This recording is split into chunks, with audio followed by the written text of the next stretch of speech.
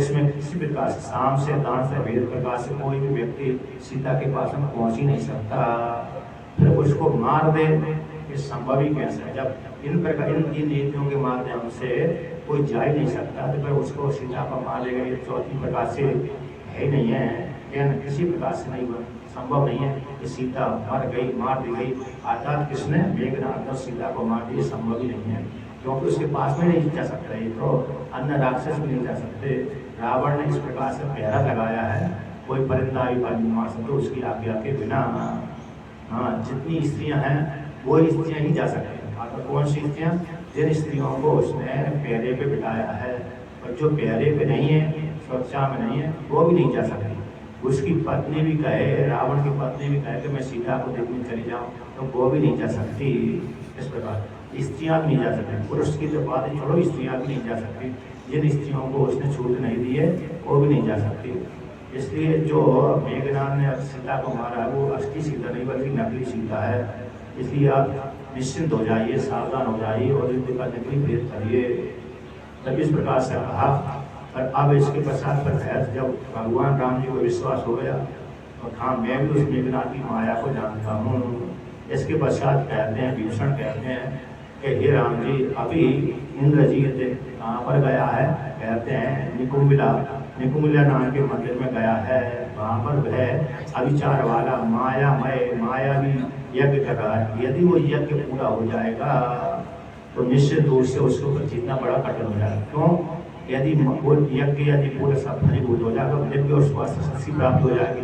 जब युद्ध करेगा तो अदृश्य होकर के युद्ध करेगा, और अदृश्य होकर के जो युद्ध करता है तो उसको मालूम नहीं पड़ रहा है वो कहाँ से मेरे वो आ रहा है, कौन आ रहा है, बाण आ रहा है, किस दिशा में आ रहा है, कहाँ से आ रहा है, किस प्रकार से आ रहा है, तो फिर कैसे जीतेंगे। और कहते हैं उस काल में तो अदृश्य होकर के जब युद्ध करेगा तो कहते हैं उस काल में तो देवता आदि भी उसके साथ जीत नहीं सकते। उसके साथ युद्ध करने पर एक देवता भी हार जाते हैं। इसलिए उसका यज्ञ सफल होने से पहले उसके यज्ञ को विध्वंस कर देना चाहिए। कहते हैं ब्रह्मा जी उसको ऐसी श्राप दिया है कि तुम्हारा यज्ञ आता सफल होने से पहले नष्ट हो जाए, और तुम इस वट वृक्ष के नीचे आने से पहले कोई किसी ने तुमको रोक दिया, दूर ही रोक दिया और तुमको वट वृक्ष के नीचे नहीं आने दिया, तो निश्चित रूप से जिसने रोका उसी काल से तुम्हारी मृत्यु होगी। और यज्ञ तुम्हारा पूरा नहीं हुआ तो उसी के हाथ से मृत्यु हो जाएगी। इस प्रकार से मेघनाथ ने वरदान भी मांगा था, तो वही ऐसा विभीषण ने कह दिया। तो विभीषण की सुनने की बात कर कहते लक्ष्मण को युद्ध करने के लिए भेज दीजिए, लक्ष्मण के हाथ से निश्चित रूप से मारा जाएगा। आकर इसके यज्ञ होने से पहले ही सफल होने से पहले ही इसको भेज दीजिए, लक्ष्मण जी को आगे दे दीजिए। तो इस प्रकार से कहा। ऐसी वाणी को सुन करके भगवान राम जी ने इंद्रजीत को मारने की इच्छा से, मेघनाथ को मरवाने की इच्छा से लक्ष्मण जी को आगे दे दी, जाओ उसे मेघनाथ को मार दो, युद्ध करो, मेघनाथ को मार दो। तो कहते हैं लक्ष्मण जी को मुख्य बना करके हनुमान जी आदि कहा, हनुमान जी आदि को कहा तुम साथ साथ जाइए। विभीषण भी को कहा आप भी जाइए। विभीषण है, अंगद है, हनुमान जी है, नल नीलाद है, जो प्रधान देवता थे मरे भी नहीं थे, आधे घायल हो जाते थे, फिर जीवित हो जाते थे। घायल होकर के इनके तुरंत ही भाव भरा जाते थे। कैसे भरा जाते थे? क्योंकि इनके पास में वही औरतियाँ रहती थी। क्यों? क्योंकि जितने भी राजा आदि होते हैं अनेक प्रकार की औरतियाँ जानते हैं। ऐसे वैद्य तो उनके पास में रहती हैं, वैद्य भी रहते हैं और साथ साथ स्वयं भी जानते कि इससे ये रोग की निवृत्ति होगी। क्योंकि सभी पहले गुरुकुल में जो भी पढ़ते थे, जितने भी राजा आदि राजकुमार आदि पढ़ते हैं, गाया करके आयुर्वेद का भी अध्ययन करते हैं। तो आयुर्वेद का जब अध्ययन करते हैं तो वहाँ पर उस औषधि का नाम लिखा रहता है, इस औषधि से इस रोग की निवृत्ति होगी, इस औषधि से इस रोग की निवृत्ति होगी। हाथ यदि टूट गया तो इस औषधि को लगाने से, बांधने से हाथ जुड़ जाता है।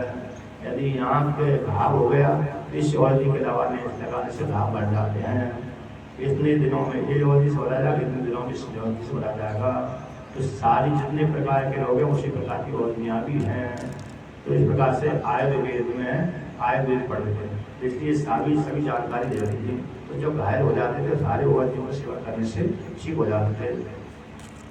इसके पश्चात कहते हैं अब जहाँ पर वही इंद्रजीत हवन करने के लिए जा रहा था तो कहते उसी काल में उसने अपनी रक्षा के लिए बहुत से राक्षसों को नियुक्त कर दिया था। तो हनुमान जी सेना लेकर के राम जी की आज्ञा लेकर के वो अन्य जो हनुमान जी हैं अन्य बंदर है और लक्ष्मण जी युद्ध करने के लिए गए। तो वहाँ पर बांधवों में राक्षसों भयंकर युद्ध हुआ और राक्षसों को बांधवों ने भयंकर पीड़ित किया। तो जब पीड़ित किया तो कहते चिल्लाने लगे। अब चिल्लाने लगे तो क्योंकि बंदरों का जो बल था वो बड़ा बलवान था, इन राक्षसों का बल कमजोर हो गया था और बंदरों का बल अगर राम जी का जो बल है सेना है वो बलवान हो गई थी। इसलिए बड़े बड़े बंदर है आता रावण की सेना को संहार करने लगे, मेघनाथ की सेना को संहार करने लगे। तो बहुत सी सेना को तो मार दिया और बहुत सी सेना पीड़ित होकर चिल्लाने लगी। उसी काल में इंद्रजीत जो युद्ध करने के लिए आता हवन करने के लिए जा रहा था, रास्ते में था तो लक्ष्मण जी ने देखा और कहा हे इंद्रजीत मेरे साथ युद्ध करो। स्वयं अनेकम विषण्णं तु श्रुत्वा शत्रुभिरर्दितं उदतिष्ठतः दुर्धर्षः साकर्मण्यनुतिष्ठते। कहते हैं जहाँ पर वो युद्ध यानी जिस निकुंभला नाम के वट वृक्ष के नीचे गया था जा रहा था, इससे पहले आसपास में मंदिर था, उसी मंदिर में पहले वो क्या कर रहा था, हवन कर रहा था। और हवन करने कहते हवन भी कर रहा था और वहाँ से उठ करके फिर वट वृक्ष के नीचे जाता था, आसपास में रहा होगा। तो कहते उस काल में जब हवन कर रहा था उसी काल में बहुत से राक्षसों को हनुमान जी ने अन्य बंदरों ने मार दिया। अब मारने के पश्चात कहते बहुत सी सेना संघर्ष कर दी। तो बहुत सी सेना जो मेघनाथ की है फिर पुकारने लगी बचाओ बचाओ बचाओ पुकारने लगी। तो अपनी सेना को इस प्रकार से दुर्दशा में देख करके जो उसने यज्ञ कर रहा था यज्ञ को छोड़ दिया। अब वहाँ पर इसने पहले से एक जगह वरदान मांगा था, यदि मैं अपने जो यज्ञ कर रहा हूँ शत्रुओं को हराने के लिए उस यज्ञ में यदि विघ्न पड़ गया और यज्ञ मैंने छोड़ दिया तो मेरी उसी प्रकार से मृत्यु हो जाए। ऐसा ब्रह्मा जी से वरदान मांगा था, जो मैं शत्रु को हराने के लिए जो यज्ञ कर रहा हूँ वो यज्ञ में यदि बिना पूरा किए ही उठ जाऊँ उस यज्ञ से तो निश्चित रूप से उसी काल में मेरी मृत्यु हो। इस प्रकार से जब ऐसा ब्रह्मा जी से कहा तो ब्रह्मा जी ने उसी प्रकार से उसको वरदान दे दिया था। क्योंकि इंद्र देवता को इसने बंदी बना दिया था, प्रसन्नता करके ब्रह्मा जी ने इसी प्रकार से वरदान दिया था इसको। तो कहते हैं अपनी सेना को दुर्दशा में देख करके जो बंदर आदि उसको मार रहे थे उसकी सेना को संहार कर रहे थे, लक्ष्मण जी भी उसकी सेना को संहार कर रहे थे। तो सारी सेना पीड़ित होकर के बहुत सी पीड़ित हो रही थी। तो अपनी सेना को दुर्दशा को देख करके उसने कहते हैं बिना यज्ञ को पूरी किए ही उड़ गया, स्वयं ही छोड़ दिया। जब स्वयं ही छोड़ दिया तो कहते हैं इसके पश्चात जब उसका यज्ञ ही पूरा नहीं हो पाया, जब यज्ञ पूरा नहीं हो पाया तो उसकी मृत्यु भी आ गई थी।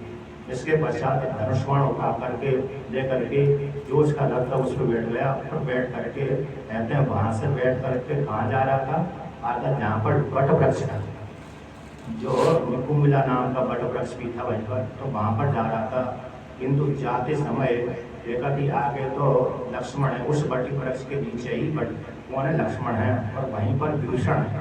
तो विभीषण और लक्ष्मण दोनों ही हैं उस वट वृक्ष के नीचे। ऐसा देख करके विभीषण को देख करके मेघनाथ को भयंकर क्रोध आ गया। क्यों क्रोध आ गया? घर का वेदी लंकट आए। अब लक्ष्मण जी को बंदरों को थोड़ी मालूम था कि इसके नीचे जाने से इसको अदृश्य शक्ति प्राप्त हो जाएगी, किंतु विभीषण को मालूम था। इसलिए विभीषण को देख करके कहने लगा हे चाचा तुम तो सगे मेरे चाचा हो और हम एक ही कुल में पैदा हुए, राक्षस कुल में तुम भी पैदा हुए, हम भी पैदा हुए और तुम मेरे पिता के भाई हो, छोटे भाई हो, फिर भी तुमने एक गलत कार्य कर दिया। शत्रु से मिल करके तुमने मेरी मृत्यु के लिए इस प्रकार से गलत कार्य कर दिया, तुमको धिक्कार है। इस प्रकार से यो पहाड़म भूतानां बलवान है रावणात्मजा पश्चात संग्रामम अभिवर्तते। कहते इसके पश्चात वहाँ पर समुद्र भूमि बनाया और भूतों कहते हैं यहाँ पर कहते हैं जिस विभीषण ने कहा कि देखो ये जो हम कहाँ पर कहते हैं मेघनाथ इस स्थान पे आकर के ही क्या कहता था भूतों को बलि देता था। तो जिस स्थान पे आकर भूतों को बलि देता था और भूतों के बलि लेकर के फिर सभी भूतों के लिए भयंकर हो जाता था।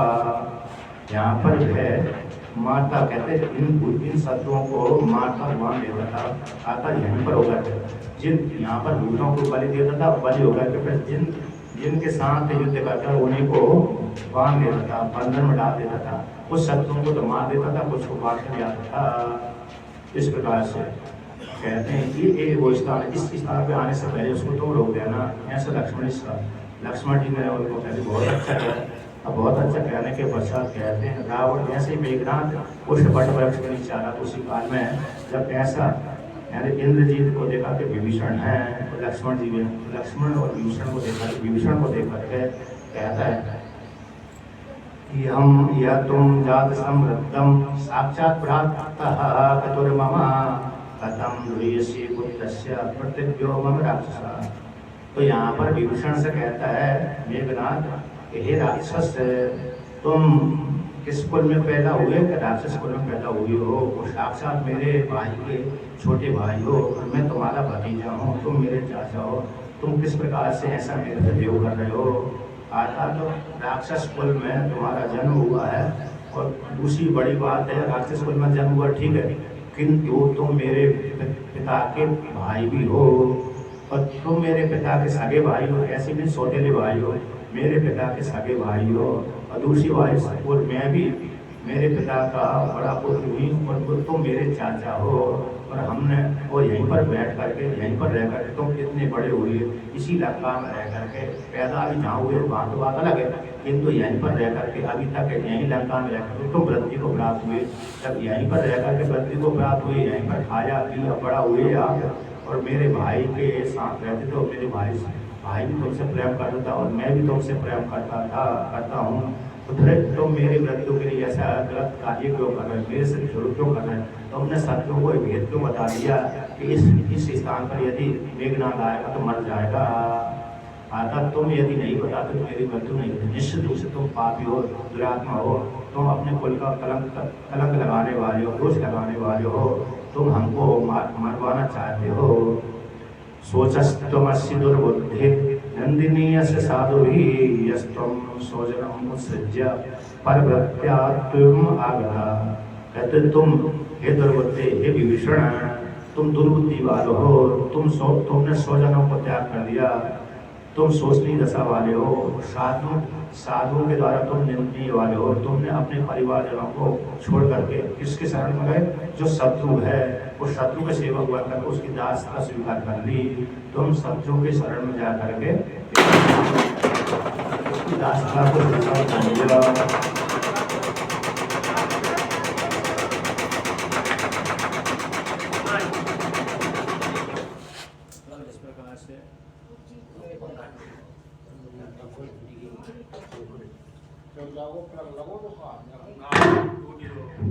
तो यहाँ पर वर्णन करते हैं, तो क्या हो गया कि विभीषण से कहता है मेघनाथ, तुमने ये गलत कार्य किया।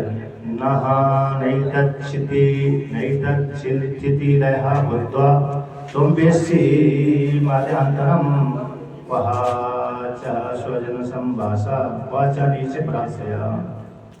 कहते हैं हे नीच निशाचर, तुमने अपनी शिथिल बुद्धि द्वारा महान अंतर को नहीं समझा। तुमने विभीषण से कहता है मेघनाथ, तुमने मोटी बुद्धि के कारण महान भेद नहीं समझा। तुमने अपने परिवारजनों को छोड़ करके, कहते परिवारजनों को छोड़ करके दूसरे के अधीन होकर के दासता स्वीकार कर ली। और दूसरा एक विशेष बात कहता है मेघनाथ, कहता है यहाँ पर गुणवाना बह स्वपरजनः स्वजन हो निर्गुणो विवा निर्गुण स्वजना श्रेयान यह परा परे कहते परजन, दूसरा व्यक्ति हमसे जो भिन्न व्यक्ति है दूसरा है, वे यदि गुणवान हो और हमारे जो परिवार वाले हैं वे बड़ी कैसे निर्गुण हो, तो कहते हैं निर्गुण जो हमारा जो स्वजन है निर्गुण है तो वह श्रेष्ठ कहलाता है, और दूसरे वाला तो दूसरा ही होता है। चाहे वो भली श्रेष्ठ हो तो वह दूसरा है, तो भली वो श्रेष्ठ होने पर भी दूसरा तो दूसरा ही कहलाता है। जो स्वजन होता है भली निर्गुण हो, आता उसमें कोई गुण ना हो, किंतु वो अपना ही होता है, और पराया तो पराई होता है। अपना अपना ही होता है, पराया पराया ही होता है। भगवान श्री कृष्ण ने भी गीता में कहा है स्वधर्म श्रेष्ठो पर धर्मो भयावह। अपने धर्म में रह करके मरना श्रेष्ठ होता है, किंतु दूसरे को धर्म स्वीकार कर लेना बड़ा खराब है। इस प्रकार से तो यहाँ पर भी ये कहता है कि अपना परिवार वाला यदि गुण वाला नहीं है, दूसरे का परिवार वाला, दूसरा परिवार कैसे गुण वाला है, तो अपना ही होता है, पराया तो पराया ही होता है। इसलिए तुमने अपने में यहाँ पर रह करके आनंद से भोग करना चाहिए थी, और दूसरे के शरीर अधीन हो गए, दूसरे के शरण में चले गए, वहाँ पर दासता स्वीकार करके कैसे किस प्रकार से दास भाव रूप से रह रहे हो। यह स्वपक्षम परित्यज्य परपक्षम निषेवते सा परपक्ष स्वपक्षे क्षयं याते पश्चात्तेरेव हन्यते। कहते हैं ऐसा क्यों करता है, कहते हैं कि जो व्यक्ति स्वपक्ष को त्याग करके परपक्ष की शरण ले लेता है, और परपक्ष वाला है अपने परिवार को त्याग करके दूसरा व्यक्ति दूसरी शरण चला जाता है, और जिस व्यक्ति ने शरण दिया है, पहले तो शरण दे दिया उसने, उसकी सहायता ले ली, यानी शत्रु पक्ष की सहायता ले ली, फिर बाद में सहायता ले करके वही व्यक्ति जिसने सहायता पहुंचाई उसी को ही मार देता है। अर्थात एक दो योद्धा थे, तो दो योद्धा में कहते दो राजा थे, उसमें से एक राजा ने एक परिवार वालों को भेद क्या कर दिया, भेद नीति। तो भेद नीति में डायलॉग क्या बोला कि तुम मेरे पक्ष में जाओ, मैं तुम्हारे भाई का राज्य में तुमको दे दूंगा। तो लाभ के राज के लोभ के चक्कर में जो छोटा भाई आदि है उसने शत्रु पक्ष से हाथ मिला लिया, और शत्रु पक्ष के पास में चला गया, उसकी तरफ से युद्ध करने लगा। कहते हैं पर जिससे जो भाई गया था सब, तो उसी भाई को कहते उसके भाई को मरवा दिया मिल करके। पर बाद में जिसने भाई को मारा था उसी ने फिर जो शत्रु पक्ष मिल गया था भेद नीति से, बाद में उसी वही व्यक्ति वही राजा जो अपने पक्ष में जिसको मिला था उसी को ही मार देता है। कभी कभी मार देता, कभी नहीं मारता, बहुत से राजाओं ने मार दिया है। कहते पहले तो भेद नीति करके उसको अपने पक्ष में ले लिया, और बाद में भेद नीति के द्वारा सामने वाला हरा दिया। तो हरा करने के पश्चात फिर उसने क्या कर दिया, जिसको फूट डाली, जिसके कारण फूट हुई थी, और जिसको अपने पक्ष में मिला है तो उसी को भी जहर दे करके मतलब बंदी बना करके मार देता है। ऐसे मिले चादियों ने बहुत कार्य किया था। राम जी ने तो ऐसा राम जी ने तो किसी को अपने शरण में नहीं बुलाया, बल्कि स्वयं ही अकेले सब राक्षस भी और वानर भी शरण में गए थे। हाँ, सूर्य के पास में गए थे, सूर्य से तो मित्रता करी थी राम जी ने, किंतु विभीषण से मित्रता अर्थात विभीषण के पास में स्वयं नहीं गए थे, क्योंकि जरूरत ही नहीं थी। किंतु सुग्रीव के साथ मित्रता की और जरूरत थी भगवान राम को, इसलिए वहां पर तो स्वयं राम जी गए थे और विभीषण भी गया था, दोनों बराबर पक्ष वाले थे। तो कहते हैं अब इसके पश्चात आगे कहते हैं निरनुग्रोषतो चेयम यादसी ते निशाचरः स्वजनेन त्वया सत्यम परुषम रावणाय। कहते हैं रावण के छोटे भाई निशाचर, यहाँ पर वर्णन करते हैं मेघनाथ निरनुग्रोषता चैदशम यासी ते निशाचर। ये निशाचर है, तुम कितनी निष्ठा पर उतर आए, आकर तुमने यहाँ पर जो लक्ष्मण को मेरे पास में यहाँ तक ले आए, किस लिए लेके आए हो, कि मेरे को मरवाने के लिए। यदि तुम यहाँ पर नहीं लाते तो मेरी मृत्यु होने वाली नहीं थी। तुमको मालूम है ये यदि इस प्रकार से यज्ञ करने जा रहा और यहाँ पर यज्ञ होने से पहले ही यदि शत्रु पक्ष वाला व्यक्ति इसको रोक दे तो निश्चित रूप से इसकी मृत्यु हो जाएगी। तो अर्थात जो तुमने भेद बुद्धि कर दी, अर्थात मेरे को मरवाने की इच्छा से तुम इसको लक्ष्मण जी को ले आए। तुम्हारे सिवा ऐसा कौन होगा जो अपने परिवार वालों को मरवाएगा। स्वजन तो या सत्यम और सम रावणानुजा। कहते हे रावण के छोटे भाई, तुम जैसे व्यक्ति ही अपने परिवार वालों को मरवाते हैं, तुम्हारे सिवा कोई दूसरा नहीं है जो अपने परिवार वालों को मरवा दे, अपने भाई बहनों को मरवा दे। इस प्रकार से कठोर वाणी का, क्योंकि यदि विभीषण उसे लक्ष्मण को लेकर नहीं आते तो लक्ष्मण भी मेघनाथ को मारने में समर्थ नहीं थे उस काल में वरदान के प्रभाव से। किंतु इस प्रकार से विभीषण ने राजनीति करके लक्ष्मण को पहले से ले गए। तो जाने जो मेघनाथ निकुंभला नाम के मंदिर में जा रहा है, बट से जा रहा है, यदि वहाँ पर यज्ञ पूरा हो गया और यज्ञ पूरा होने के पश्चात वो बट वृक्ष के नीचे आ गया तो उसको दिव्य अस्त्र शक्ति प्राप्ति हो जाएगी, अदृश्य होकर युद्ध करेगा। तो अदृश्य होकर युद्ध करेगा फिर कोई उसको मार नहीं सकता। तो इस प्रकार से जब ऐसा कहा, ऐसे सुनने के वाणी को लेकर के मैं विभीषण ने भी उनको उत्तर दिया कि हे बालक, अभी तुम्हारी बुद्धि अभी कैसी, तुम्हारी बुद्धि बालकों जैसी है। मैंने बड़े भाई से प्रार्थना करी थी, मैंने नहीं त्यागा बड़े भाई को, मैंने नहीं त्यागा, बल्कि उन्होंने मेरे को त्याग कर दिया। अर्थात मेरे को मैंने बार बार उनको समझाया कि हम ब्राह्मण के कुल में पैदा हुए, ऋषियों के कुल में पैदा हुए, इसलिए दूसरे की पत्नी को नहीं हरण करना चाहिए, किंतु उन्होंने मेरी एक भी बात नहीं मानी। और मैं हमेशा जन्म से ही सत्वगुण प्रधान हूँ, मैं राक्षस वृत्ति को अपनाता ही नहीं हूँ।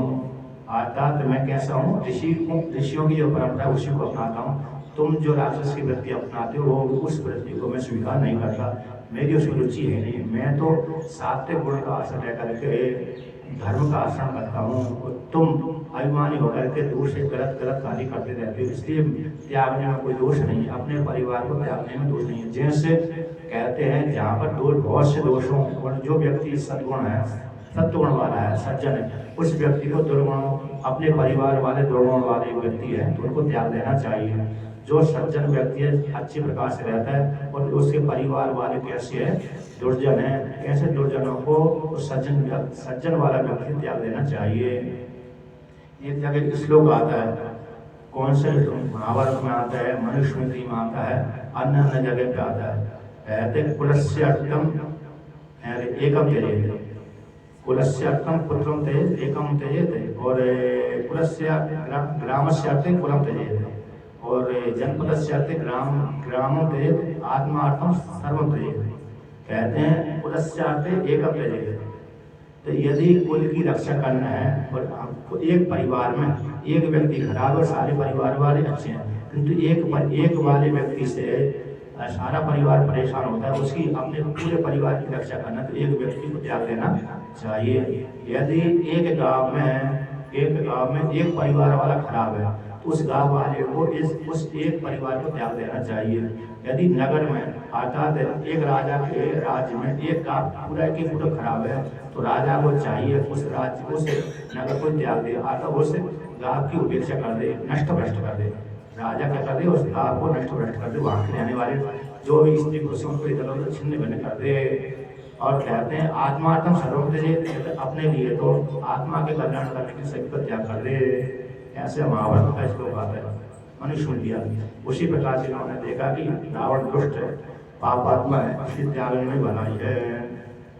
तो इस प्रकार से उन्होंने त्याग करके मेघनाथ को शांत कर दिया। फिर कहते हैं इसके पश्चात कहते हैं मेघनाथ ने लक्ष्मण ने कहा कि हे इंद्रजीत, हे मेघनाथ, मेरे साथ युद्ध करो।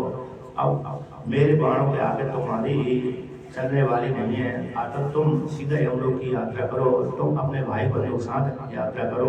जैसे तुम्हारे बहुत सी भाई बंधु चले गए, भाई आदि चले गए, अन्य चाचा चले गए, उन्हीं के साथ तुम भी उसी लोक में पहुंच जाओ। इस प्रकार से तो यहाँ पर कहते हैं ऐसी वाणी करने के पश्चात मेघनाथ में लक्ष्मण बेहतर हुआ।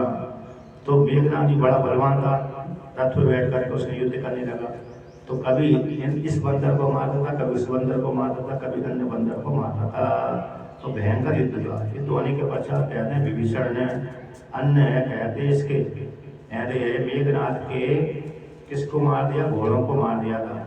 जब लक्ष्मण जी और मेघनाथ युद्ध चल रहा था तो लक्ष्मण जी ने मेघनाथ के सारथी को मार दिया। जब मेघनाथ के सारथी को मार दिया तो कहते हैं सारथी के मर जाने से जो घोड़े होते हैं इधर उधर भागते हैं, किंतु उसके घोड़े इतने सदे हुए थे, बिना सारथी के भी अपने स्वामी की इच्छा कर चलते थे। आदर इधर उधर लेकर नहीं जाते थे मेघनाथ को, क्योंकि यदि घोड़े सारथी नहीं है और लगाम नहीं खींच रहे घोड़ों को तो घोड़े अपनी इच्छा अनुसार भाग जाते थे। जहाँ पर उनको सुरक्षित मिलती स्थान मिलता था उसी स्थान पर भाग जाते थे, अर्थात युद्ध क्षेत्र छोड़ करके भाग जाते थे घोड़े। किंतु देखा कि लक्ष्मण जी ने घोड़ों को मार दिया, सारथी को मार दिया, फिर भी उसकी इच्छा के साथ घोड़े पैतरे बदलते हुए इधर उधर चल रहे थे, आगे भागे नहीं। किंतु जब भीषण ने देखा इसके घोड़े नहीं भाग रहे तो एक गदा उठाया, वो गदा उठा करके उस घोड़ों को मार दिया तो घोड़े ही नष्ट हो गए। जब घोड़े नष्ट हो गए और रथ भी टूट गया तो पुनः इंद्रजीत उस रथ को क्या कर लिया, उन गया, फिर पुनः दूसरे रथ पर बैठ गया इत्यादि युद्ध करने लगा। तो युद्ध करते करते करते कहते हैं पुनः राक्षस सेना से कहा कि मैं अपनी माया के द्वारा माया फैलाता हूँ, तुम युद्ध करना, युद्ध करने के पश्चात मैं दूसरा रथ लेकर के आता हूँ। तो तुरंत मेघनाथ आ गया, माया फैला करके लंका में गया, लंका में जा करके तुरंत नया रथ लेकर के आ गया, दिव्य रथ। जब दिव्य रथ लेकर के आया तो वहां पर देखा कि लक्ष्मण ने देखा, मेघनाथ इसने विभीषण ने देखा, अन्य बांधवों ने देखा, जिस रथ को हमने तो तोड़ दिया था, ये दूसरा नया रथ लेकर कहाँ पर आ गया। तो बड़ी प्रशंसा करी, आता मेघनाथ की प्रशंसा करी, विभीषण की भी प्रशंसा करी, विभीषण ने प्रशंसा करी, मेघनाथ लक्ष्मण ने प्रशंसा करी, बड़ा फुर्तीला है, बड़ा तेजस्वी है। इसके पश्चात कहते हैं फिर मेघनाथ का लक्ष्मण के साथ भयंकर युद्ध हुआ। जब भयंकर युद्ध हुआ तो बहुत कई मुहूर्त तक चलता रहा। अब चलता रहा तो कहते हैं बीच बीच में एक जगह लक्ष्मण जी का भी कवच टूट गया था, तो कवच को फिर लक्ष्मण जी ने दूसरा एक अयोध्या नाम का कवच मांगा। इसके पश्चात कहते हैं फिर बहुत युद्ध करने के पश्चात पुनः यहाँ पर वर्णन करते हैं कि लक्ष्मण जी ने उसकी पुनः जो दूसरा रथ था उसके रथ को तोड़ दिया, सारथी को मार दिया, घोड़ों को नष्ट कर दिया, ध्वजा को तोड़ दिया। इसके पश्चात फिर उसको काल आ गया जिस काल में उसको मरना था। तो कहते हैं और जब युद्ध चल रहा था उस काल में मेघनाथ यानी लक्ष्मण जी की रक्षा करने के लिए सारे देवी देवता आ गए थे। तो कहते हैं अब बहुत से जहाँ पर ये अस्त्रों का वर्णन किया है, कौन से अस्त्रों का वर्णन किया, कहते हैं इंद्रजीत ने मारने के लिए, लक्ष्मण को मारने के लिए कई प्रकार के अस्त्रों का प्रयोग किया। तो कहते हैं एक दो अस्त्र थे, यानी एक अस्त्र रावण मेघनाथ चलाया और एक अस्त्र इन्होंने चलाया लक्ष्मण जी ने एक दूसरे को मारने के लिए। यमराज का अस्त्र यानी रावण के पुत्र ने चलाया और कुबेर का अस्त्र लक्ष्मण जी चलाया। तो दोनों ने एक दूसरे का अस्त्र चलाया, यमास्त्र और कुबेरास्त्र। तो कहते हैं जब दोनों ने आपस में अस्त्र चलाए तो दोनों अस्त्र आपस में बीच में जाकर टकराने लगे और उनसे टकराने से भयंकर आग निकली, अग्नि प्रकट होने लगे और दोनों को ही अस्त्र व्यर्थ हो गए। इसके पश्चात कहते हैं लक्ष्मण ने वरुणास्त्र नाम का अस्त्र चलाया, इंद्रजीत ने मेघनाथ ने रौद्रास्त्र नाम का अस्त्र चलाया। और इसके पश्चात वरुणास्त्र के नाम कहते रुद्रास्त्र उठाया, फिर उसे वरुणास्त्र के द्वारा क्या करते प्रतिकार कर दिया। और रौद्रास्त्र फिर को कहते हैं अतः रौद्रास्त्र यानी एक लक्ष्मण ने कुपित होकर का वरुणास्त्र उठाया, फिर वो इंद्रजीत ने रौद्रास्त्र उठाया, फिर उसे वरुणास्त्र के द्वारा प्रतिकार कर दिया। रौद्रास्त्र को भी कहते वरुणास्त्र से शांत कर दिया। और इंद्रजीत ने कुपित होकर के आग्नेयास्त्र उठाया और कहते हैं लक्ष्मण ने उसको सूर्यास्त्र के द्वारा शांत कर दिया। फिर इसके पश्चात कहते हैं मेघनाथ ने असुर नामक का अस्त्र उठाया, तो अस्त्रास्त्र नाम के अस्त्र से क्या होता है, बहुत सी ये निकलती हैं उससे, मूसल है, पट्टिस है, हर्षे आदि निकलते हैं। तो उसने मेघनाथ ने जब ऐसा अस्त्र चलाया तो भगवान लक्ष्मण जी ने क्या चलाया, महेश्वरास्त्र। तो महेश्वरास्त्र से उसको शांत कर दिया। इसके पश्चात फिर कहते हैं अब उसका काल आ गया, इसका मेघनाथ का। तो पुनः इसने उसको मारने के लिए लक्ष्मण जी ने यमराज नाम का अस्त्र उठाया। तो यमराज नाम का अस्त्र उठा करके कहते हैं वहाँ पर लक्ष्मण जी ने धनुष को ऊपर रखा, खींचा और खींचने के पश्चात प्रतिक्रिया करी। यदि ऐसी प्रतिक्रिया करी, कहते हैं यदि भगवान राम जी धर्मात्मा सत्प्रतिज्ञ और पुरुषार्थ को ही श्रेष्ठ मानते, पुरुषार्थ के द्वारा वो पुरुषार्थ में उनके समानता करने वाला कोई दूसरा पृथ्वी पे नहीं है, यदि ऐसी बात सत्य है तो ये बाण तुरंत इस मेघनाथ को मार दे।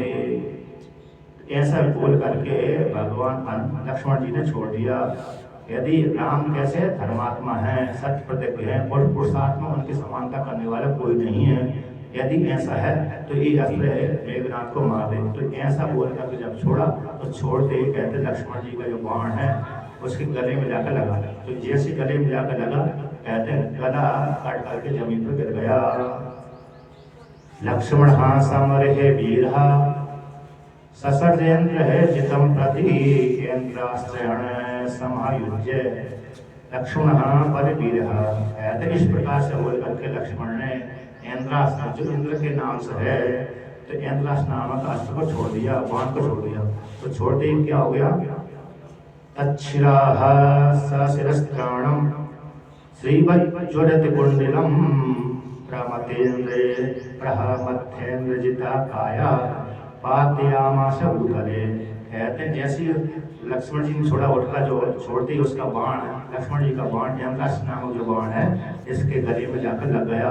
सिर प्राण के साथ मुकुट के सहित कुंडलों को सहित कट करके, कहते यहाँ से कट करके प्राण मुकुट भी था, कुंडल भी लटके थे, पूरा उज्ज्वल जो उसका चेहरा था, सारा शरीर था, कट कर धड़ से अलग होकर कट करके जमीन के ऊपर गिर गया। और जैसे जमीन के ऊपर गिरा तो देखो अन्य राक्षस देखा, फिर मेघनाथ मर गया। अब मेघनाथ मर गया जिसके पश्चात सारी राक्षस सेना डर के मारे भाग गई जो बची हुई थी। इसके पश्चात कहते हैं मेघनाथ की मेघनाथ की मृत्यु, और कहते हैं मेघनाथ की मृत्यु यानी पश्चात और बाणों की लक्ष्मण जी की विजय। तो इधर जब विजय हो गई तो इधर बाणों में बड़ा उत्साह हो गया और सूचना भेज दी राम जी के पास में कि लक्ष्मण जी ने आदत मेघनाथ को मार दिया। तो भगवान राम जी के पास में लक्ष्मण जी गए, प्रसन्न होकर गले लगाया।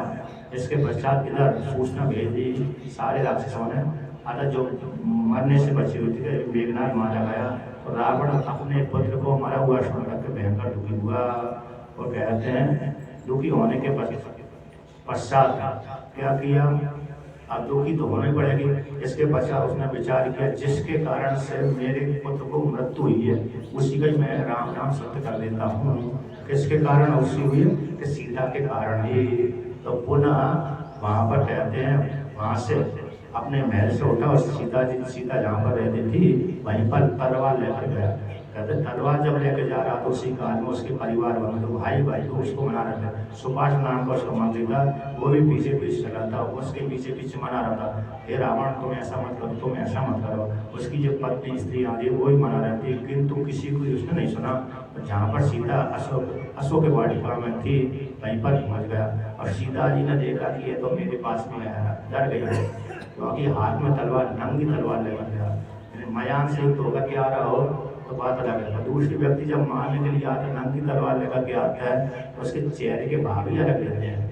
यदि हम हिंसा करने के लिए जा रहे हैं और सामने कोई पशु आदि है तो पशु देख लेता कि ये मेरे को मारने के लिए जा रहा है, उसके हाथ में अस्त्र शस्त्र ये तलवार है, तो देख कर उसके चेहरे में दिख दिया जाता है। हमारे चेहरे में अलग प्रकार की भाव रहती है और सामने वाले के में भी अलग प्रकार की भाव रहती है। हिंसक जीवात्मा, हिंसक प्राणी होता है, उसका जब दूसरे हिंसक प्राणी के ऊपर हमला करता है तो दूसरे प्रकार की प्रकृति हो जाती है, चेहरा में भाव बढ़ जाता है। जो भी पशु को मारने वाले जीव होते मनुष्य आदि है, वो जब मारते हैं तो उनके चेहरे में दूसरी प्रकार की प्रकृति रहती है, मनोभावना रहती है। जो मरने वाला है उसकी भी उसी प्रकार से रावण जब आ रहा तो भयंकर क्रोध से उठा, अपने पुत्र के दुख से दुखी था और सीता के पास सीता जी ने कहती है तो मारने के लिए मेरे को आ रहा है। और कहते हैं और सीता जी ने ये भी देखा कि इसके परिवार वाले इसको रोक रहे थे तो किसी भी नहीं सुना। वहाँ पर दूर से देखकर थर काँपने लगी और चिल्लाने लगी, रोने लगी, हाय मैं मारी गई, इस प्रकार से। अब उसकी याद ही पूरी याद भी आई, रो भी रही थी। रावण पास में आ गया और रावण पास में आकर के जो चिल्लाने लगी, आज मैं कह गई कि जो मनोकामना पूरी हो गई, आज मैं मारी गई, और इत्यादि से आदि प्रकार की। और मेरे मारे जाने पर राम भी मारे जाएंगे, अन्य भाई लक्ष्मण आदि भी मारे जाएंगे। इस प्रकार से विलाप आए, दुखी हो गई। तो विलाप को लेकर के जैसी तलवार उठा मारने के लिए लाला था, उसी कार्य सुभाष ने जो उसका मंत्री था उसने रोक दिया कि रावण की स्त्री है, इसको मत मारिए, तुम यहाँ पर जो प्रसाद दिखा रहे हो इसको छोड़ करके युद्ध में प्रसाद दिखाइए, इसको राम को मार दीजिए। जब राम मर जाएगा तो ये अपने आप ही तुम्हारे पास में आ जाएगी। आज चतुर्दशी है, कल अमावस्या को फिर हम युद्ध करेंगे, तो युद्ध करके रावण को मार देंगे, राम को मार देंगे। राम को जब मार देंगे इसके पश्चात राम जैसी मर जाएगा तुरंत ये तुम्हारे पास में आ जाएगा, फिर इसका तुम उपभोग करना इत्यादि कह करके समझा करके लौटा कर ले गया। फिर सीता जी देखा कि चला गया, शांत प्रवृत्ति हो गई उसकी, तो डरी गई थी।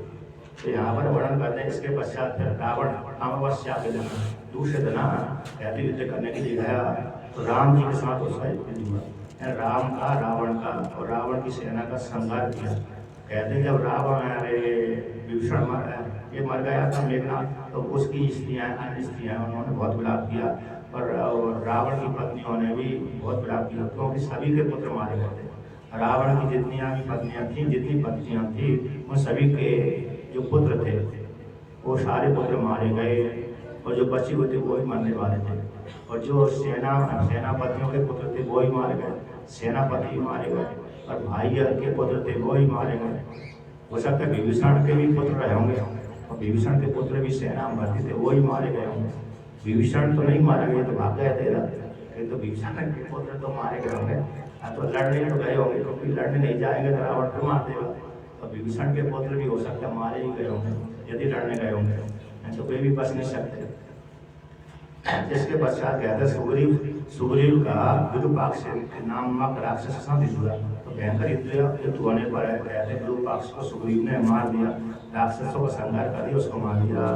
और कहते सुग्रीव के साथ महोदर नाम के राक्षस का भयंकर युद्ध हुआ, तो युद्ध होने के पश्चात कहते सुग्रीव ने उसको महोदर नाम के राक्षस को मार दिया, और अंगद के साथ महापार्श्व नाम का राक्षस था, उसके साथ हुआ, तो अंगद ने अभी महापार्श्व को मार दिया। एक घंटा कहीं 2 घंटा कहीं 3 घंटा युद्ध चलता रहता था, क्योंकि युद्ध ऐसा नहीं कि एक जाए तुरंत मार दिया, ऐसा होता नहीं था। साधारण सैनिक तुरंत मर जाता है, जो साधारण सैनिक होता है वो तो आधे घंटे 1 घंटे मर जाता है, किंतु जो योद्धा होता है उसको मारने के लिए तो कभी 1 दिन, कभी 10 दिन, कभी 1000 दिन लग जाते हैं, वो जल्दी नहीं मरता। विशेष जैसे पहलवान, जो बड़े बड़े पहलवान होते हैं, एक कई चोट खाने के बाद ही नहीं मरते, और छोटे छोटे पहलवान होते हैं एक गुस्सा में मर जाते, एक गुस्सा में चले जाते हैं। इसके पश्चात कहते हैं राम जी का और रावण का युद्ध हुआ, अन्य राक्षस सेना का और वानर सेना का भयंकर युद्ध हुआ। इसके पश्चात कहते हैं राम जी का युद्ध, कभी आए राम और रावण का चलता है, कहीं आए लक्ष्मण का रावण का चलता है, इस दिन अगले दिन दूसरी सेना को साथ चला, यानी इतने दिन भी चला, इतने दिन भी चला, इतने दिन भी चला, इतने दिन भी तो चलता ही रहता था, यानी बंद नहीं होता था। क्योंकि जल्दी रावण के साथ जब से वो लंका में गए तब से 1.5 महीना, पौने 2 महीने तक युद्ध चलता रहा, तो युद्ध चलता रहा, तो मतलब कभी विश्राम, थोड़ा बहुत विश्राम भी किया है 1-2 दिन, तो इसके पश्चात दिन कभी रात भर भी चलता था, कभी दिन में तो चलता ही था, रात भर भी चलता था, क्योंकि वानरों की जनसंख्या बहुत थी और राक्षसों की जनसंख्या बहुत थी, इसलिए जल्दी नहीं मारे गए। ऐसे जनसंख्या सेनाएं ही बहुत थी, और सेना के पश्चात उनकी जो स्त्रियाँ बच्चे आदि वो तो अलग ही है। यहाँ पर तो मात्र सेना की गिनती करी थी कि इतने अरब खरब सेना इनकी है, 3 अरब खरब सेना रावण की है।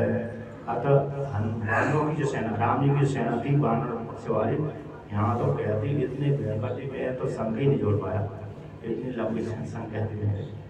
तो कहते उसी प्रकार से इसकी रावण की सेना इसी बहुत भयंकर थी। तो कहते हैं इसके पश्चात रावण का लक्ष्मण जी के साथ भयंकर युद्ध हुआ, और वहाँ पर युद्ध हुआ तो कहते हैं विभीषण भी युद्ध करने के लिए विभीषण के साथ युद्ध हुआ, तो विभीषण को देख करके रावण को भयंकर क्रोध आ गया, उसने विभीषण को मारने के लिए एक शक्ति उठाई, तो उस शक्ति को विफल करने के लिए लक्ष्मण जी चले गए। लक्ष्मण जी ने एक शक्ति एक बार विफल कर दिया, दूसरी शक्ति के द्वारा फिर उठाई रावण ने, तो लक्ष्मण जी को क्या कर दिया, घायल कर दिया। अब घायल कर दिया तो फिर कहते हैं जब घायल हो गया लक्ष्मण जी तो मुँह से धोकर पर भी गिर पड़े, फिर राम ने देखा कि मेरे भाई को इसने मार दिया, अर्थात रावण ने मार दिया। तो राम जी ने देखा कि रावण ने मेरे भाई को मार दिया, तो भयंकर क्रोधित होकर के क्या करने लगे, राम जी रावण के साथ युद्ध करने लगे। तो रावण राम जी से पराजित होकर के युद्ध क्षेत्र छोड़कर भाग गया। इधर लक्ष्मण जी भूमि पे रणभूमि में पड़े थे, मूर्छित अवस्था में पड़े थे। इसके पश्चात राम जी अपने भाई को गोद मुटा करके पुनः विलाप करने लगे, और विलाप करने के पश्चात फिर कहते हैं सुषेण नाम के बंदर थे, उन सुषेण ये तारा के पिता थे। ये जो सुषेण नाम का बंदर है कहते हैं तारा के पिता थे, और तारा वाली के और सुग्रीव को दोनों की सुषेण है, क्योंकि तारा दोनों की पत्नी थी, वाली की भी पत्नी है तारा और सुग्रीव की पत्नी भी तारा है। पहले वाली को थी, वाली मर गया, सुग्रीव की हो गई। इस प्रकार जैसे मंदोदरी के विषय में कैसे जाता है, पहले रावण की पत्नी थी मंदोदरी।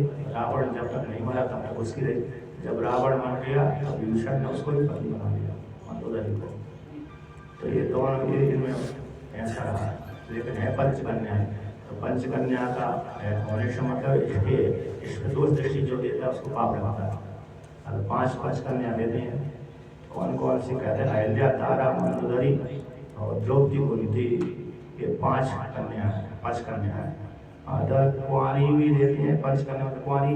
तो इनमें इन्होंने 2-2 विवाह आदि हुए इनके, 2-2, 3-3 आदि जो भी हो। तो किंतु इनमें दोष नहीं लगा इनको। नहीं तो एक ही 2 पुरुषों के साथ सेवन करने से दोष लगता है। तो कहते हैं इनको दोष नहीं लगा, एक कन्या का रूप होने का है। इसलिए एक और भी कन्या है, उसका नाम याति की पुत्री भी एक कन्या के रूप में आई थी। उसने 4 पति वर्ण किए। 4 पति वर्ण करने के पश्चात 4 पुत्रों को उत्पन्न किया और चारों पुत्र राजा बन गए। फिर बाद में 5वां पति वर्ण नहीं किया। फिर जंगल में चली गई, तपस्या करी, कोई कन्या कहलाते थे। क्यों? विवाह होने के बाद भी कन्या उसका संग बना रहा। तो कहते हैं रावण जब चला गया, इधर राम जी विलाप करने लगे, लक्ष्मण को मूर्छित कर गए। सुषेण नाम का जो बंदर था उसने कहा कि राम जी, ये लक्ष्मण है, हमारे नहीं है, बल्कि घायल हुए हैं, चिंता मत करिए, शोक त्याग करिए, इस औषधि को सेवन करा दीजिए, इस औषधि को लगा दीजिए। तो पुनः सुषेण ने कहा कि लक्ष्मण जी को ये औषधि सुना दीजिए। और जहाँ पर राम जी विलाप करते थे वो पूरी घटना सुना देते हैं। आगे मारा गया, अयोध्या कैसे जाऊँगा, लक्ष्मण के बिना कैसे जाऊँगा, सुमित्रा को क्या उत्तर दूंगा, केकई का क्या उत्तर दूंगा, कौशल्या को क्या उत्तर दूंगा, ये सारी घटना सुना देते हैं। इसके पश्चात कहते हैं विशल्यकर्णी नामना श्रावणकर्णी तथा संजीव कर्णी वीरा संधानी च मौषधि। कहते सुषेण ने कहा कि अरे राम जी, जो औषधि है लक्ष्मण जी को सुला देने से वो मूषावस्था को त्याग कर देंगे। ऐसे विशल्यकर्णी नाम की औषधि है, एक कर देती है। यदि शरीर के भीतर कोई भी लोहे की पदार्थ आता है, अरे युद्ध क्षेत्र चलेगा, युद्ध करेंगे तो वहाँ पर कभी कभी बाण भी टूट जाते थे। ऐसे बाण होते ना, बाण को आपने देखा होगा तो नहीं देखा होगा। बाणों में ये होती है, पीछे का जो भाग होता है वो बांस का रहता है, और आगे का भाग जो चौन होती है वो लोहे की रहती है। आगे की चौन होती है जिसके द्वारा घायल किया जाता है, अंदर प्रवेश कराया जाता है शरीर के भीतर, वो लोहे की रहती है। इतना पढ़ लेता हूँ, वो जो लोहे की पत्ती बनी रहती है, पीछे का भाग पूरा बांस का रहता है। और कभी जो दिव्य बाण होते हैं वो तो पूरे लोहे के बने रहते हैं। किंतु जो सामान्य जो बाण बनाए जाते हैं तो वहाँ पर आगे की चौन अकेली लोहे की रहती है पत्ती, और पीछे का पूरा भाग है लंबा जो डंडा रहता है वो मात्र बांस का रहता है। तो उस प्रकार बांस का डंडा है, कभी कभी टूट करके निकल जाता है, और लोहे अंदर ही बना रहता है। जो लोहा होता है अंदर ही प्रवेश करके रह जाता है।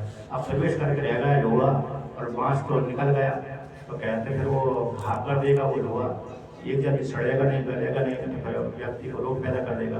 कहते हैं ये औषधि विशल्यकर्णी नाम की जो औषधि है वो लगा देने से अपने आप ही अंदर से वो लोहा निकल जाता है, गिर जाता है, बाहर से निकल जाता है। ऐसे हम अरे हमारे शरीर के अंदर कहीं थोड़ा हो गया तो पूरा अंदर पीप भरा गई, तो पीप भरा दे, जैसे हम उसको स्थान पर दबाएंगे तो अपने आप ही पीप बाहर निकल जाती है। उसी प्रकार से जो विशल्य नाम की औषधि है उसके लगा देने से अपने आप ही बाण बाहर निकल जाता है। और श्रावणकर्णी नाम की औषधि है, कहते जो शरीर में घाव आगे हो गए उसको भर देती है। जो जैसे किसी शरीर में चेहरा हो जाता, खराब चेहरा हो जाता है, उसको ठीक कर देती है। और कहते हैं संजीवनी नाम की जो औषधि होती है, कहते हैं वह जीवित कर देती है। आखिर कोई व्यक्ति श्वास लेना बंद हो गया, उसका मन नहीं बढ़ रहा है, इसको लगा देने से पुनः जीवित हो जाता है, अतः मूसा जागृत हो जाती है। संजीवनी नाम की औषधि। और जो श्रावणकर्णी घाव को ही भरती है और पुनः उसी जैसी त्वचा बना देती है। और संधानी नाम की औषधि है, वह टूटी हुई हड्डी को जोड़ देती है। जैसे आप कभी किसी व्यक्ति को एक्सीडेंट हो गया, मतलब दुर्घटना हो गई, तो हाथ पैर टूट जाते हैं तो पट्टा लगवाना पड़ती है। तो कहते हैं इस औषधि के लगाने से अपने आप ही हड्डी हो जाती है, इस प्रकार। तो भगवान राम जी ने फिर औषधि को कहते सुषेण आदि ने क्या किया, वो मूसा नाम की जो संजीवनी नाम की औषधि है उस औषधि को नाक के पास में रखी, तो नाक के पास में जैसी रखी तो लक्ष्मण जी पुनः जीवित होकर के आत्मश्वास लेने उठ गए। इसके पश्चात राम जी ने उनको बल करवाया। अब इसके पश्चात कहते हैं कुछ देर फिर अगले दिन कहते हैं इंद्र देवता ने देखा कि राम जी तो नीचे पैदल चलते और शत्रु रथ के ऊपर बैठ कर युद्ध करता है, तो भगवान इंद्र देवता ने अपना रथ राम जी के पास में भेज दिया। फिर राम जी का रावण के साथ रथ आमने सामने रथ के ऊपर बैठ कर युद्ध हुआ। आता मालती नाम के जो साथी इंद्र देवता के है अपने रथ को लेकर के आए, इंद्र देवता के रथ को लेकर के आएंगे और कहा कि हे राम जी इस रथ को स्वीकार करिए, देवताओं की इच्छा है कि आप इसके ऊपर बैठ कर युद्ध करिए रावण साथ, क्योंकि आपका जो शत्रु है बड़ा खतरनाक है, बड़ा दुस्साहस वो आपके साथ रथ से कर रहा है और आप पैदल कभी वो आकाश में उड़ जाता है, कभी वो इधर चला जाता है उधर चला जाता है, दूर चला गया तो कैसे मारोगे, इसलिए आप इस रथ के ऊपर बैठ कर युद्ध करिए। तो राम जी ने स्वीकार कर लिया। राम जी ने स्वीकार करके उस रथ के ऊपर बैठ करके युद्ध करने लगे। कभी रावण यदि आकाश में चला जाता था तो ये भी उसी के पीछे आकाश में भी चले जाते थे, क्योंकि ये भी मालती जो आकाश इंद्र देवता का सारथी था और इंद्र देवता का जो रथ है वो दिव्य है, आकाश में भी चलता है, पाताल में भी चलता है, जल में भी चलता है, जल थल नभ, जल में थल में और नभ में तीनों जगह चलने की इसमें सामर्थ होती है दिव्य इनमें रथों में। इसके पश्चात कहते हैं फिर उस पर बैठ करके भगवान राम को रावण का युद्ध हुआ। अब कई दिनों तक चलता रहा और कई दिनों के चलने के पश्चात कहते हैं बहुत सी जो बची हुई रावण की जो सेना थी उसको भगवान राम ने मार दिया, किंतु बहुत दिनों के चलने के पश्चात भी रावण नहीं मरा। तो वहीं कहते युद्ध क्षेत्र में भगवान राम जी के पास में अगस्त ऋषि आए। तो अगस्त ऋषि आए तो अगस्त ऋषि कहा कि राम जब तक आप इस युद्ध क्षेत्र में जो रावण को मारने के लिए आप पहले इस स्तोत्र का पाठ करिए, इसका जाप करिए, इसके जाप करने से आपको विजय की प्राप्ति होगी। कौन सा जाप करना पड़ेगी मेरे को, कौन सा अनुष्ठान करना पड़ेगा, तब रावण के ऊपर विजय होगी मेरी। तो कहते हैं अगस्त ऋषि ने फिर आदित्य हृदय नाम का स्तोत्र का उपदेश किया, इसको जाप करने से आपको रावण के ऊपर विजय प्राप्त हो जाएगी। फिर अगस्त मुनि ने एक बाण भी दिया था, तो भगवान राम जी ने आदित्य हृदय नाम का स्तोत्र जो है उसका पाठ किया, 8-10 बार पाठ किया। इसको पाठ करने के पश्चात उनको दिव्य शक्ति की प्राप्ति हुई। तो आदित्य हृदय उसको मतलब सूर्य देवता का स्तोत्र है, तो इसको पाठ करके उनको विजय प्राप्त हुई। तो इससे सिद्ध होता है कि जो कोई भी योद्धा रण क्षेत्र में जा रहा है तो वह आदित्य हृदय स्तोत्र नाम का जाप पाठ करके जाए तो उसको विजय प्राप्त होती है। और दूसरा एक और नियम है, कहते जो योद्धा युद्ध क्षेत्र में जा रहा है, लड़ने के लिए जा रहा है, तो वो कौन से आख्यान को सुनकर जाए तो उसको यदि युद्ध में विजय की प्राप्ति होगी। तो कहते हैं महिषासुर मर्दिनी का आख्यान, तो महिषासुर मर्दिनी का आख्यान सुनने से उस योद्धा को विजय की प्राप्ति होती है। यहाँ पर तो आदित्य हृदय स्तोत्र का नाम लिया गया है। भगवान राम जी ने कई बार उसका पाठ किया, पाठ करके फिर युद्ध क्षेत्र में गए। इसके पश्चात रावण के साथ तब रावण जब कई दिनों के बाद लड़ते लड़ते कहते उसके पराजय की सूचना मिलने लगी। इसके पश्चात भयंकर युद्ध हुआ रावण में बानों और राक्षसों में। इसके पश्चात कहते हैं कई दिनों तक 2-4-8 दिन तक चलते अब भगवान सारे ऋषि मुनि माता देवता कहने लगे एक काल आ गया। मालती ने कहा कि राम जी अब देवताओं ने रावण को जो निश्चित किया है वो समय आ गया है, अर्थात मारने का समय आ गया, इसी काल में रावण मारा जाएगा, मरेगा, इसलिए आप इसको ब्रह्मास्त्र के द्वारा मार दो। तो भगवान राम जी ने अगस्त महीने एक बाण दिया था, धनुष भी दिया था, बाण भी दिया था, तो दिव्य अक्षय पात्र और तूण भी दिए, तर्कस भी दिए थे। तो जो अगस्त मुनि ने जो ब्रह्मास्त्र दिया था उसी बाण को भगवान राम जी ने रावण को मारने के लिए अपने बाण धनुष को संधान कर लिया। तो संधान करके तो कहते हैं राम जी ने फिर रावण को छोड़ दिया। यम तस्महि प्रथमं दादा अगस्त्यो भगवान ऋषि ब्रह्मदत्तम महाद्वारम अमोघम युद्धि वीर्यवान। कहते हैं इसके पश्चात जिस बाण को भगवान अगस्त मुनि ने राम जी को दिया था उसी बाण को भगवान राम जी ने धनुष के ऊपर धारण कर लिया। तो धनुष को ऊपर धारण करके रावण को लक्ष्य करके मारने के लिए दृढ़ प्रतिज्ञ हो गए। इसके पश्चात कहते हैं सा रावणाय संक्रुद्धो विषम आयाम्यकारुकम चिक्षेपा परमायुक्तम सरम मर्म विदारणम। कहते भगवान राम जी ने उससे धनुष के ऊपर बाण रखा, रावण को मारने के लिए रावण के ऊपर चला दिया।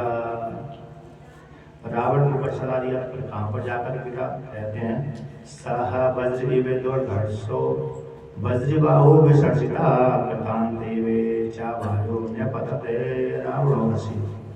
कहते हैं भगवान के द्वारा छोड़ा गया बाण जैसे वज्र किसी के ऊपर गिरता है तो भयंकर उसको नष्ट कर देता, उसी प्रकार से रावण का जो राम जी का जो बाण था रावण के हृदय में जाकर लगा गिरा।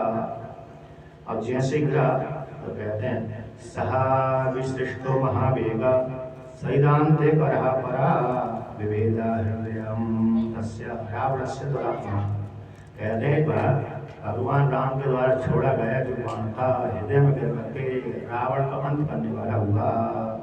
अतः रावण के हृदय को विचलित कर दिया। अब जब हृदय को विचलित कर दिया, हृदय में प्राण रहते हैं, हृदय में आत्मा रहती है, यहाँ से प्राण निकाल जा रहे हैं। जैसे जिसका हृदय निकाल दिया जाता है उसको व्यक्ति मर जाता है। जैसे अंग भंग काट दो तो नहीं मरेगा व्यक्ति, हाथ काट दो पैर काट दो अन्य अंग काट दो नहीं मर सकता, नहीं मरता। किंतु हृदय काट दो, हृदय देश को काट दो तो हृदय काट देने से मर ही जाता है। एक तो गला काटने से मर जाता है, एक हृदय देश को काट देने से मर जाता है। इसलिए हृदय देश को काट हृदय को मैं बाण मारा, अपने आप ही फिर रावण मर गया। सा सरो रावणं हत्वा रुद्रार्धे कृत छवि कृत कर्मानि वृत्तवते सतोणी पुनराविशत्। कहते हैं रावण को मार करके भी बाण पुनः भगवान राम जी के तूड़ी में आकर के प्रवेश कर गया। दिव्य जो बाण होते हैं शत्रु को मार देते हैं, पुनः आकाश पाताल में जाते हैं, जमीन को फोड़ करके पुनः शुद्ध होकर के पुनः उसमें प्रवेश कर जाते हैं। पहले तो शत्रु को मारेंगे, शत्रु को मार करके पृथ्वी में घुसते हैं वही बाण, और पृथ्वी में घुस करके पाताल से होकर के पुनः तूड़ी में प्रवेश कर जाते हैं, शुद्ध होकर के, अशुद्ध होकर के नहीं आते। तो उसी प्रकार से भगवान राम जी के बाण रावण को मार करके पाताल से होता हुआ पुनः तूड़ी में आ गया। तस्य हस्ताद हस्तस्य आशु आरुकं तत्ते ससायकं निपात सह प्राणे पश्यमानस्य जीवितात्। कहते जैसे ही रावण मर के गिर गया, नीचे गिर गया, तो उसके हाथ से जो भी अस्त्र शस्त्र नीचे जमीन पर गिर गए और वह भी उसके प्राण पकड़े हुए वह भी जमीन पर गिर गया। और जब तक भगवान राम ने नहीं मारा था, हाथ पैर आदि उसके थे, पैर हाथ थे, सर थे, कहते हैं सर तो उसके दोबारा जुड़ जाते थे, सर भी जुड़ जाते थे, हाथ भी जुड़ जाते थे, क्योंकि उसको इस प्रकार से वरदान प्राप्त हुआ था। क्योंकि ब्रह्मा जी को उसने एक वर्ष में जब तपस्या करता था तो एक वर्ष में 1000 वर्ष में एक से चढ़ाता था, तो 10,000 वर्षों में उसने 10 से चढ़ाए थे, 9 से चढ़ाए थे, 10 वर्ष से चढ़ाया तो भगवान ब्रह्मा जी उसको वरदान दे दिया था। इसलिए उसके सारे 10 जो सिर हैं कट भी जाते थे, जुड़ भी जाते थे। उसी प्रकार से हाथ भी उसके कट भी जाते थे, जुड़ भी जाते थे, किंतु हृदय में वृद्धि कर दिया, हृदय में प्राण निकल गए तो मर गया। नर्दन्तश्चाभिवेतुष्ये तान्बान्राद्रुमयोधिना तस्य जीवपदं दृष्ट्वा बाणराजितकाशिना। कहते हैं जब रावण मर गया ऐसा देख करके सारे बंदर आदि है, भालू आदि है, वो सारे कैसे हो गए, आनंद मनाने लगे। जो बची खुची सेना थी वो भाग गई, जो राक्षसों की बची खुची सेना थी सारे नहीं मरे क्योंकि भाग भी गए, क्योंकि सारे मर जाते तो विभीषण किसी ऊपर राज करता, इसी सारी सेना नहीं मरी, थोड़ी बहुत तो बच के रह गई। तो जो बची बचाई थी भाग गई।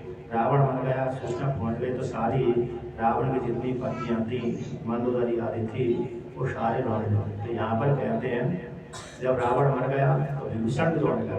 विभीषण क्यों रोने लगा हुआ है कि ऊपर से दिखावा ऐसा हो रहा है, यदि इसको दुख ही होता तो रावण को मरवाने के लिए, मेघनाथ को मरवाने के लिए राम जी के पास क्यों आता। लेकिन यहाँ पर रो रहा है, ऐसे सुग्रीव भी रोया था जब बाली को मर गया, जब उसने कहा कि आपने मेरे को मार दिया, ये बाली किसी कारण विशेष से, सुग्रीव किसी कारण विशेष से तुम्हारे साथ मेरा बैठ गया, मैं नहीं चाहता था कि विरोध हो, किंतु कोई पूर्व आपदा के कारण हम दोनों विरोध हो गया, हम दोनों को सब एक साथ लेने का था। अब मैं अपनी राजगद्दी तुमको देता हूँ। वहाँ पर वाली कहता है कि हे सुग्रीव, मैं अपनी जो राजगद्दी है तुमको देता हूँ, तुम इसको पालन करो, पोषण करो, और अंगद भी तुम्हारे अधीन रहेगा। नहीं हो सकता था वाली भाई अपने पुत्र को ही राजा बना दे, पुत्र को राजा बना दे, विभीषण को सुग्रीव को बड़ी समस्या हो जाएगी। क्यों? राजा बनने के पश्चात सारी सेना अंगद के पास चली गई, और अंगद के पास चली जाती तो फिर कभी ना कभी युद्ध हो ही जाता। अतः भगवान राम चले गए, राजगद्दी दे करके सुग्रीव को राजा बना दिया। और सुग्रीव को अंगद को राजा यदि वाली बना देता तो यदि राम जी के राजकाल में तो भाग जाता अंगद, किंतु फिर बाद में राम जी अयोध्या चले जाते तो सेना को संगठित करके हो सकते है अंगद सुग्रीव पर हमला भी कर सकता था, किंतु ऐसा नहीं किया। किंतु अंगद वाली ने स्वयं ही सुग्रीव को राजा बना दिया था और अंगद को उसके अधीन कर दिया था। यहाँ पर तो कहते हैं विभीषण रोने लगा, जब रावण मर गया तो रोने लगा, और रोने के पश्चात कहते राम जी समझाया उसको, और राम जी समझाने के पश्चात कहते इसके अंत्येष्टि संस्कार करिए। अब कहते हैं रावण की स्त्रियों को मालूम पड़ा तो जितनी उसकी स्त्रियाँ होंगी, क्योंकि रावण की स्त्रियाँ एक दो तो थी नहीं, हजारों की संख्या में थी, और जिसकी आयु भी एक कम नहीं थी, बहुत आयु थी। जैसे दशरथ जी की आयु कितनी थी? तो दशरथ जी की आयु 60,000 वर्ष की थी, और रावण की आयु तो उसके पिता के पहले खत्म हुआ था, कई हजार वर्ष पहले खत्म हुआ था। उसके दशरथ जी के पिता को इसने मारा था, अनरण नाम के राजा को मारा था रावण ने। अब अनरण से एक बार पैदा हुआ तो किसी का विशेष दशरथ जी पैदा हुए, तो ये दशरथ जी पैदा हुए तो किसी का चौथे नंबर पैदा हुए। दशरथ जी के पिता आज कहलाए, दशरथ जी के पिता आज के पिता शायद अनरण थे, तो अनरण को रावण ने मारा था। अब कहते हैं अनरण को रावण ने मारा, उसके पिता है, उसके पुत्र आज हुए, आज के पुत्र दशरथ हुए, दशरथ के पुत्र राम हुए। अब दशरथ जी की आयु 60,000 वर्ष के बाद ही राम पैदा हुए थे, 60,000 वर्ष पहले। अब रावण की आयु कितनी लंबी सोनी थी, तो उसने बहुत से लोगों को मारा था, बहुत से राजाओं को, ऋषियों को, राक्षसों को, दैत्यों को मारा था इस प्रकार से।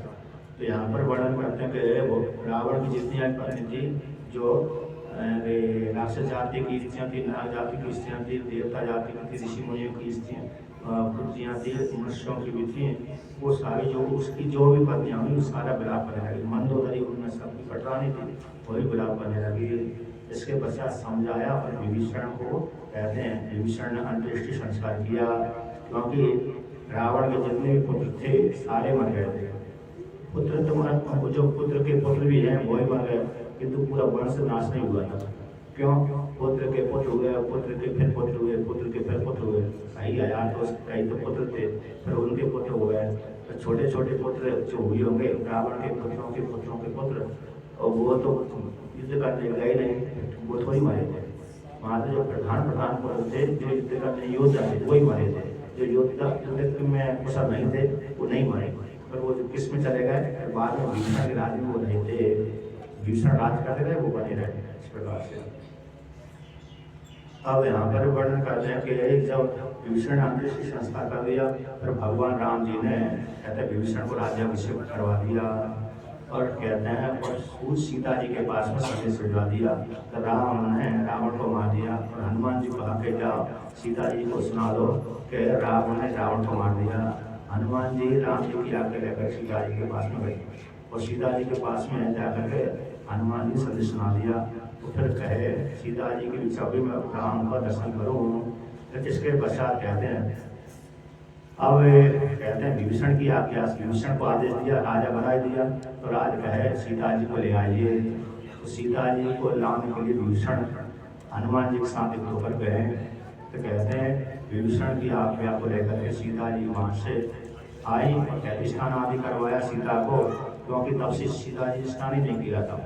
फिर स्नान आदि करके आभूषण आदि पहन करके सीता जी राम जी के पास में आ रही थी। आज तो बहुत से वाहनों को देखने की इच्छा हुई, हम सीता का दर्शन करें, चेहरा देखें, क्योंकि उनकी जो सौंदर्य का वर्णन आपने सुना था, नाम के लिए सुना तो सीता जी बहुत सुंदर हैं, किंतु देखा कभी नहीं था। रावण ने देखने नहीं दिया राक्षसों को, और बंदरों ने नहीं देखा था, मात्र सुंदरता को सुना था।